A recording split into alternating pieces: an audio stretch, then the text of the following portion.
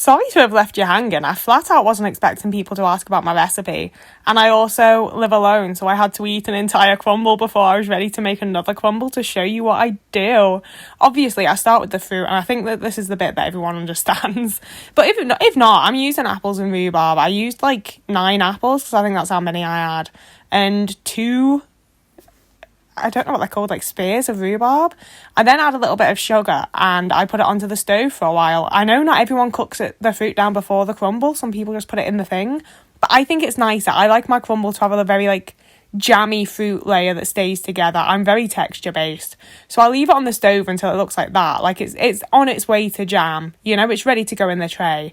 And that's when I move on to the crumble, which is the special bit. So I've got my butter in there along with vanilla extract and sugar, and I cream together to a point the butter and sugar before I add the flour. And I also add baking soda and baking powder, and I don't know what either of them do, and they might be counteracting each other, to be completely honest with you.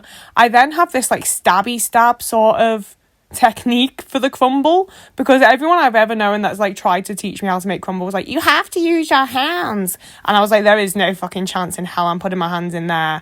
So I do it with a spoon, and then the like actual secret topping part is that I just chop up a load of roast nuts. I put them in my oven for like maybe 20 minutes, like I just do it regularly because I snack on them and all. And then when it comes to having the actual crumble, I just chop them up and I throw them in with the crumble, and it adds such an incredible level of flavour. I think I roasted these with a little bit of sugar and cinnamon, so it did add a little bit of extra sweetness and a little bit of like kick flavour, whatever you want to call it.